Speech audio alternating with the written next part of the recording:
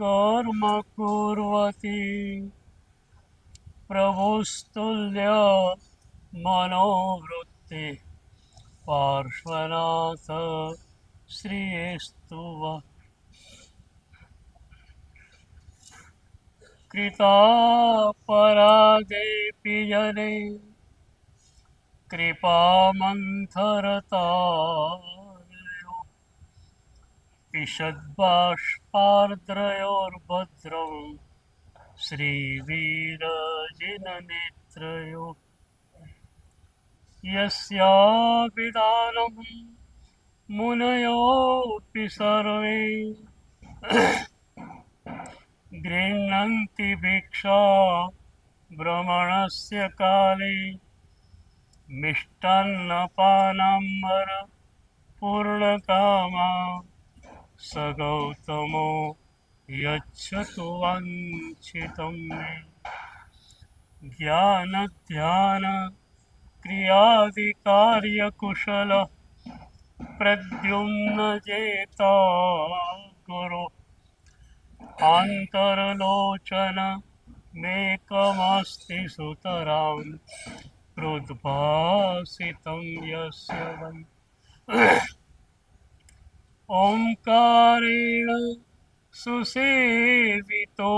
सततम् ओंकार सेवा पर सोऽयं सौम्यमनः सदा विजयते श्रीसिद्धिसूरीश्वर सोऽयं सौम्यमनः सदा विजयते श्रीभद्रसूरीश्वर सोऽयं सौम्यमनः सदा विजयते ओंकारसूरीश्वर सोऽयं सौम्यमनः सदा विजयते अरविन्दसूरीश्वर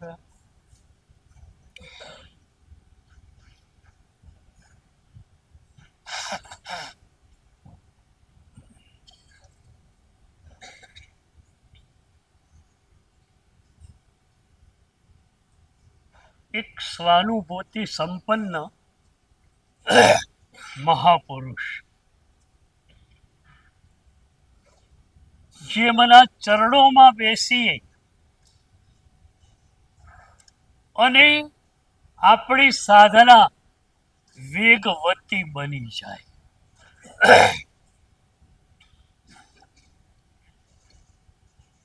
લિવિંગ વિથ હિમાલયન માસ્ટર્સમાં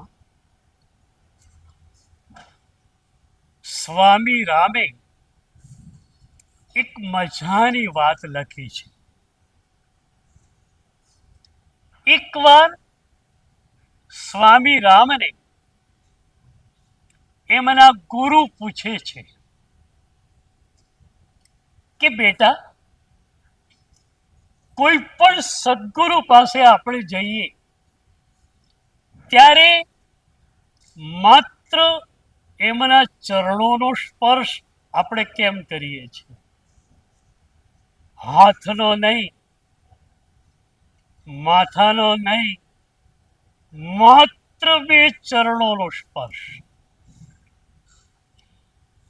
સ્વામી રામે કહ્યું, ગુરુદેવ, મને ખ્યાલ નથી આવતો. એ વખતે ગુરુએ મજાની વાત કરી કે સદગુરુ એટલે શું? સદગુરુ એટલે પ્રભુના ચરણોમાં ઝૂકેલું વ્યક્તિત્વ. કલાપૂર્ણ સૂરી દાદાને શંખેશ્વર પાર્શ્વનાથ પ્રભુના દરબારમાં આપણે કલ્પીએ, આપણે ગુરુદેવની પાછળ બેઠેલા હોઈએ, ગુરુદેવ પ્રભુની સામે ઘૂંટણીએ પડેલા હોય, ત્યારે એ સદગુરુનું આપણી તરફ લંબાતું અંગ કયું હોય? માત્ર 2 ચરણો. પણ એ 2 ચરણોને પકડીએ તો પ્રભુના ચરણો સુધી આપણે પહોંચી જઈએ. સદગુરુના ચરણોનો સ્પર્શ પ્રભુના ચરણોના સ્પર્શ સુધી આપણને લઈ જાય. આવા એ મહાપુરુષ હતા. શિષ્ય વૃંદ બહુ મોટું, સાધકો પણ વાચના લેવા માટે સંખ્યાબંધ આવતા. એ સદગુરુ પ્રભુની આજ્ઞાના પૂરેપૂરા પક્ષપાતી. પગથી ચલાતું નહોતું, એટલે વિહાર શક્ય નહોતો, પણ શેષ કાળમાં દર મહિને સ્થાન બદલવું જ જોઈએ એ નિયમ એવી રીતે એમણે પાડેલો કે રૂમ બદલી નાખતા.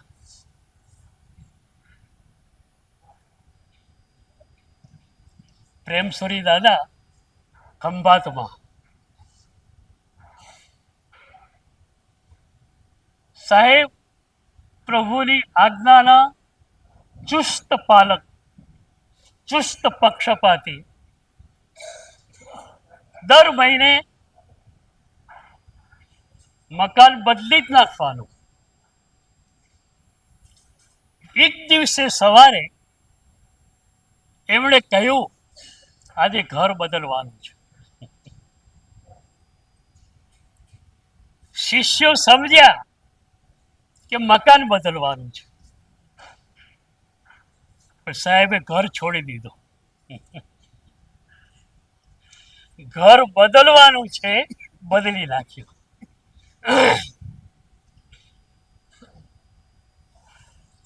અને આ સંદર્ભમાં સંત રવિદાસની એક મજાની કેફિયત યાદ આવે. સંત રવિદાસને એક જિજ્ઞાસુએ પૂછ્યું કે ગુરુદેવ, એક સદગુરુની વ્યાખ્યા શું? આપણે તો ખ્યાલ છે પંચમહાવ્રતધારી હોય સદગુરુ. એ પૂછે છે કે સદગુરુની વ્યાખ્યા શું? શું મજાની વ્યાખ્યા આપી સંત રવિદાસે. घर में घर दिखलाई दे वो सदगुरु हमार. घर में घर दिखलाई दे वो सदगुरु हमार. આ ઘરમાં રહેલા વાસ્તવિક ઘરને, આત્મ તત્વને જે બતાવી આપે તે સદગુરુ. આ બી ઘર છે, આ તમે નથી, આ તમારા રહેવાનું ઘર છે. जिंदगी एक किराए का घर है, एक दिन तो जाना पड़ेगा, मौत जब तुमसे आवाज देगी तब घर से निकलना होगा. સદગુરુ જે શરીરમાં રહેલ આત્મ તત્વને બતાવી આપે. સદગુરુ તૈયાર,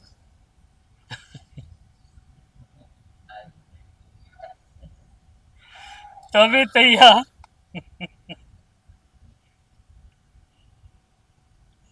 મારો એક લોગ છે, કલિકુંડ દાદા is ever ready. We are also ready. But are you ready?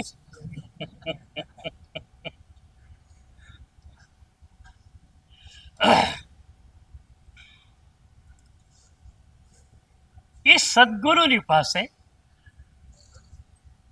એક દિવસ એક સાધક આવ્યો,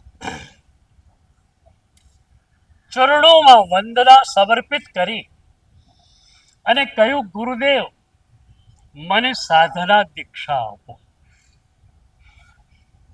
આપણે ત્યાં દીક્ષા 3 જાતની: મંત્ર દીક્ષા, સાધના દીક્ષા અને જીવન વ્યાપીની દીક્ષા. ઉબધાન તપમાં નમસ્કાર મહામંત્રો, ઈર્યાવૈ સૂત્રો, નમુત્થોળમ લોગસ્સો, આ બધું તમને મળે એ મંત્ર દીક્ષા છે. મંત્ર દીક્ષાનું વર્ણન શાસ્ત્રમાં આવે છે કે સદગુરુ જ્યારે તમારા કાનમાં મંત્ર આપે ત્યારે એ શબ્દો સીધા જ કાનમાંથી ઉપર જાય છે સહસ્રાર સુધી.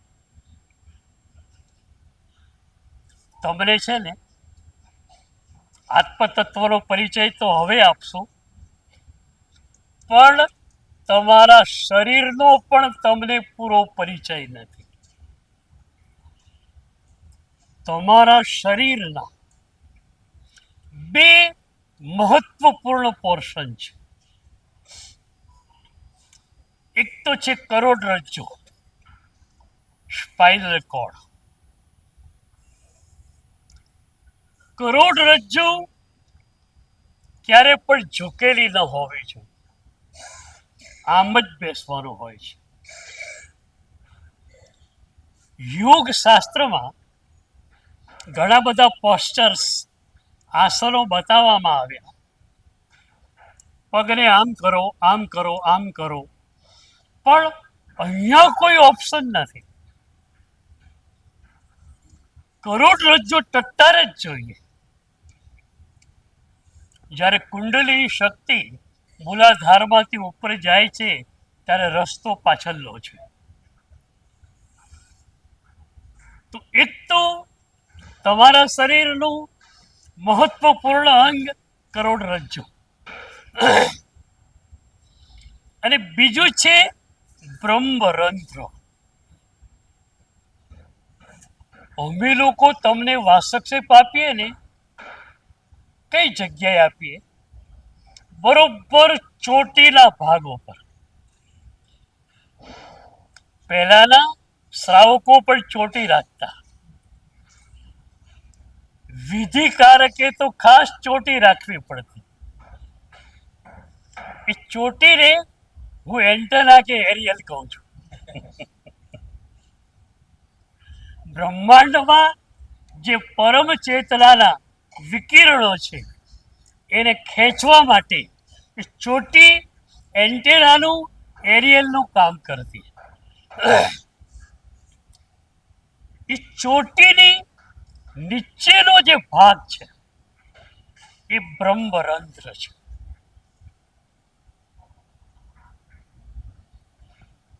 નવદીક્ષિત શિષ્ય હોય,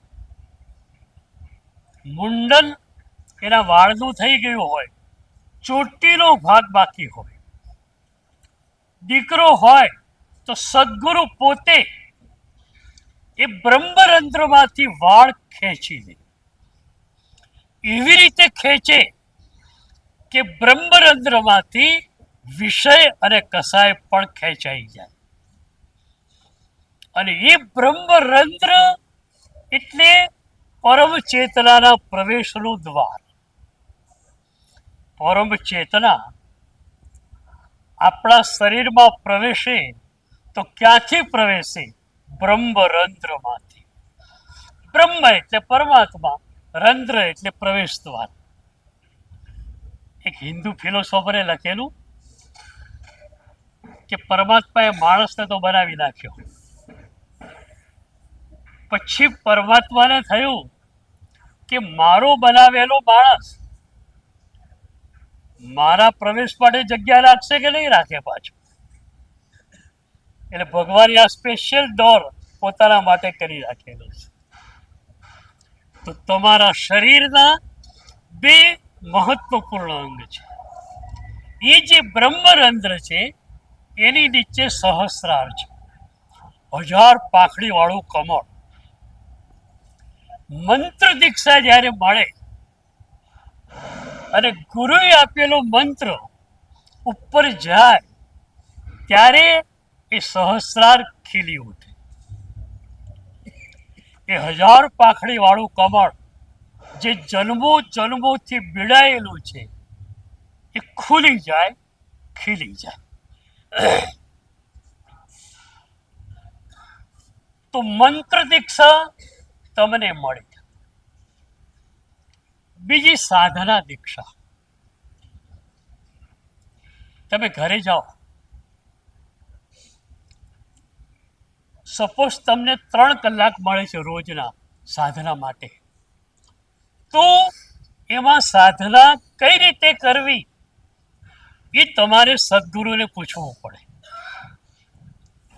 તમારા માટે ભક્તિનો સમય કેટલો રાખવાનો, સ્વાધ્યાયનો કેટલો રાખવાનો, જપનો કેટલો, એ સદગુરુ નક્કી કરી આપે. એ તો રેડીમેડ મામલો છે, કહું છું. બધું તૈયાર તમને આપી દઈએ, બોલો.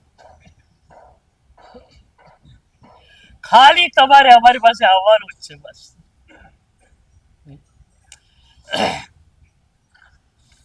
તમને સાધના, એપ્રોપ્રિએટ સાધના સદગુરુ આપે. એક સાધક મારી પાસે આવ્યો, બની શકે કે 3-4 જન્મથી સદગુરુ ચેતનાએ એને વ્યાવચ્ચની ધારામાં મૂકેલો હોય. હું જો એની જન્માંતરીય ધારાનું બરોબર આકલન ન કરું અને એને સ્વાધ્યાયની ધારામાં મોકલું તો એ ગુરુ તરીકેની મારી મોટામાં મોટી ફેલ્યોર ગણાય. મારે એની હાવ એની જન્માંતરીય સાધનાનું અનુમાન કરવું પડે અને જન્માંતરીય સાધનાની ધારામાં એને પુશ કરવો પડે. સદગુરુ ફેસ રીડિંગના માસ્ટર. આગળ કહું તો ફોરહેડ રીડિંગના માસ્ટર, આઈબ્રો રીડિંગના માસ્ટર, છેલ્લે થર્ડ આઈ રીડિંગના માસ્ટર. તમે તમારી સાધનાની કેફિયત સદગુરુને કહો, એ તમારા તરફ ખુલતી વાત છે. સદગુરુ તો તમારા ચહેરાને જોઈને તમારી સાધનાનું સ્ટેન્ડ પોઈન્ટ નક્કી કરી દેશે અને તમને આગળ કઈ રીતે વધારવા એ પણ સદગુરુ નક્કી કરી લેશે.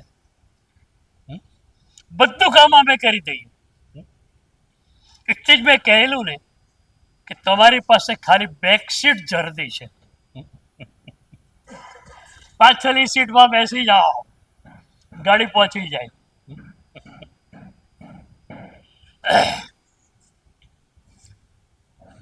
તો સાધના દીક્ષા, મંત્ર દીક્ષા અને જીવન વ્યાપીની દીક્ષા. આ રજોહરણ મળે એટલે જીવન વ્યાપીની દીક્ષા મળે. પેલો સાધક ગુરુને કહે છે, મને સાધના દીક્ષા આપો. ગુરુએ એના ચહેરાને જોયો. વ્યાવચ્ચની સેવાની ધારામાં જન્મોથી એ ઝૂમી આવેલું વ્યક્તિત્વ હતું.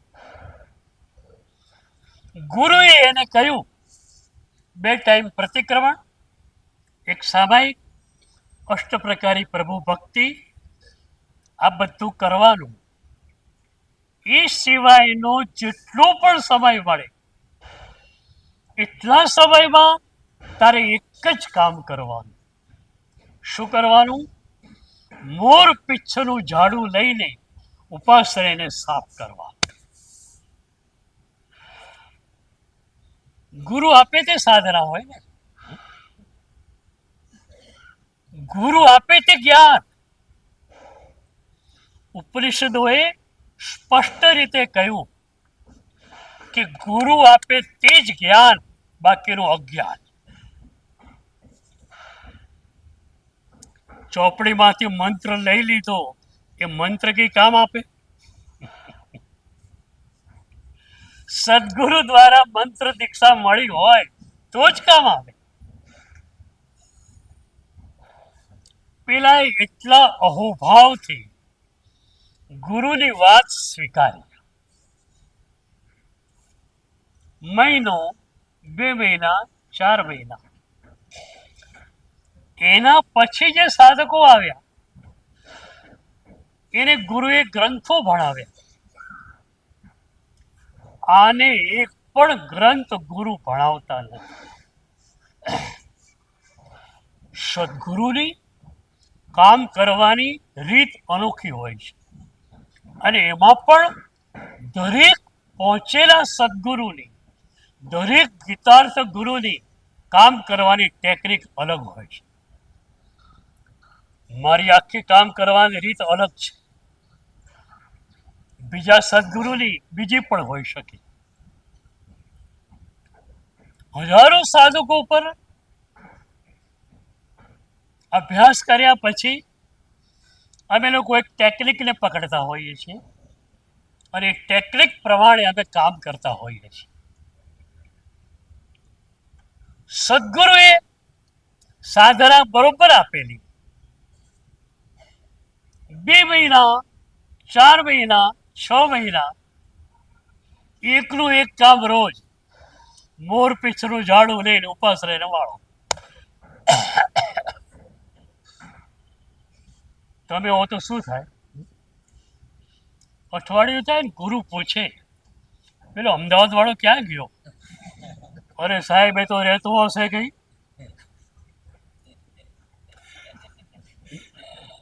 સાધના લેવા આવેલું તમે આવરણી પકડે. એ તો રફુ ચક્કર થઈ ગયો.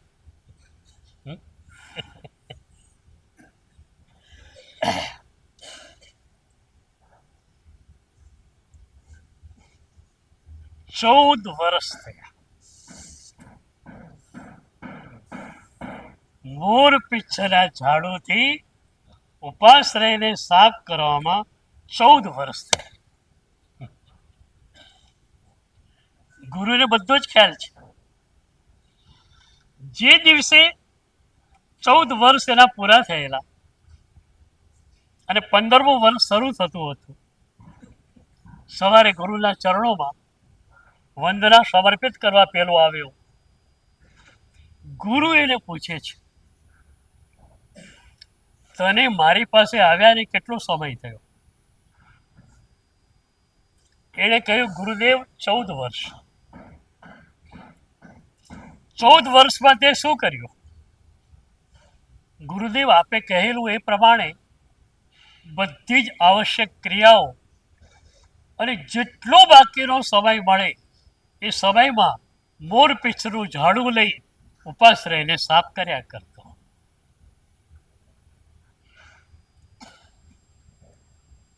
એના ચહેરા ઉપર ઉલ્લાસ છે. 14 વર્ષ સુધી માત્ર ઝાડુ કાઢવાનું કામ મળ્યું, એનાથી સેજ પણ એ થાકેલો નથી. સાહેબ, કચરો કાઢું છું. અને એ વખતે ગુરુએ શબ્દ શક્તિપાત કર્યો, જા, તારો કચરો નીકળી ગયો.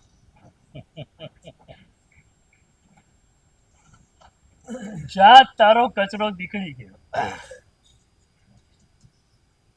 14 વર્ષે નહીં, 1400 વર્ષે નહીં, 1400 જન્મે પણ જે કચરો ન નીકળે, રાગ દ્વેષનો, સદગુરુ એને કાઢી લીધો. એક સવાલ તમને થવાનો, બુદ્ધિજીવી છો ને, કે ગુરુ એ હતા, સાધક પણ એ હતો, અને ગુરુએ શક્તિપાત કરવાનો હતો. તો પહેલા દિવસે કેમ ના કર્યું?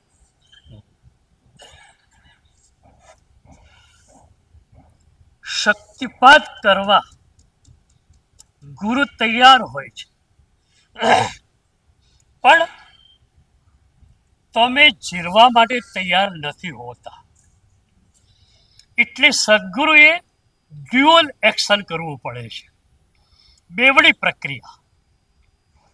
તમને પહેલા શક્તિપાત ઝીલાવવા માટે તૈયાર કરવા, અને તમે ઝીલવા માટે તૈયાર થાવ એટલે શક્તિપાત કરી દો.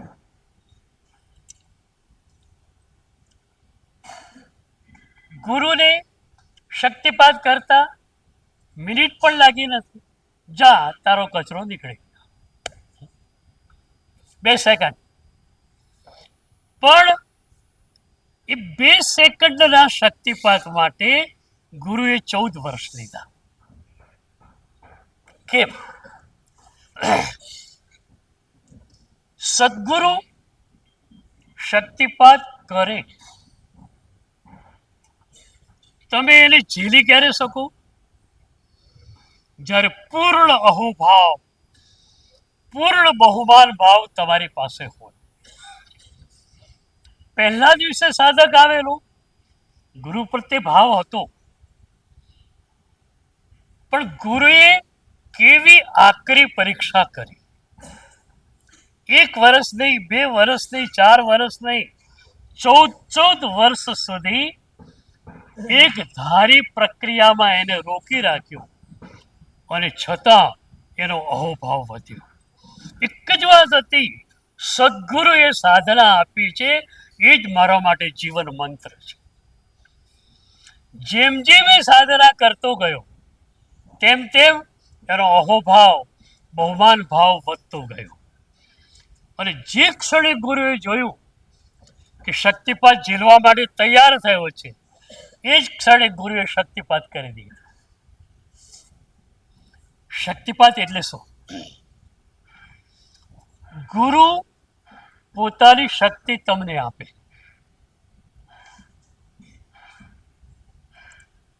વાસક્ષેપ એ પણ શક્તિપાત છે. હું ઘણી વાર કહું કે યશો વિજય એમ માને કે યશો વિજયનો વાસક્ષેપ પડે ને પેલાનું કામ થાય. એ વખતે યશો વિજયના હાથમાંથી માત્ર ચંદનની ભૂકી કરતી હોય, એનર્જી બેનર્જી કાંઈ ના હોય. જે ક્ષણે યશો વિજય નથી, પ્રભુ ચેતના સ્વયં વાસક્ષેપ આપે છે, શક્તિપાત થઈ જાય. તો શક્તિપાત એટલે શું? 75 વર્ષ સુધી જેમણે સંયમી જીવન પાડ્યું, એવા ગુરુ પાસે તમે જાઓ, આશીર્વાદ માગો, અને એ જ્યારે આશીર્વાદ આપે ત્યારે એ પોતાની સાધનાનું બળ તમને આપે છે. અને એથી એ આશીર્વાદથી તમારી સાધના વેગમાં દોડે.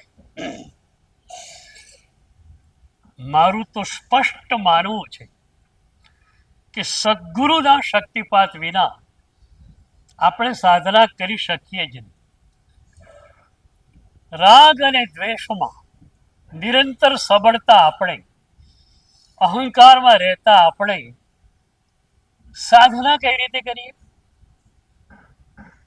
એટલે હું શક્તિપાતને લિફ્ટ કહું છું. મુંબઈ ગયા, 35મા માળે જવું છે, લિફ્ટમાં બેઠા, બટન દબાયું, લિફ્ટ 35મા માળે. પણ ઇલેક્ટ્રિસિટી ફેલ હોય અને દાદરા ચડવા પડે તો? એમ આ સદગુરુનો આશીર્વાદ, સદગુરુનો શક્તિપાત એ લિફ્ટ છે.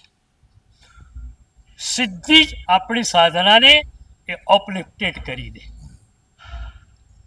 ઉપધાન તપમાં તમે આવી ગયા છો, ખરેખર બળભાગી છો. સદગુરુનો આશીર્વાદ સતત તમને મળ્યા કરે, તમારી સાધના ઉચકાયા કરે, અને એ સાધનાનો આનંદ તમને સતત મળ્યા કરે એવો હશે.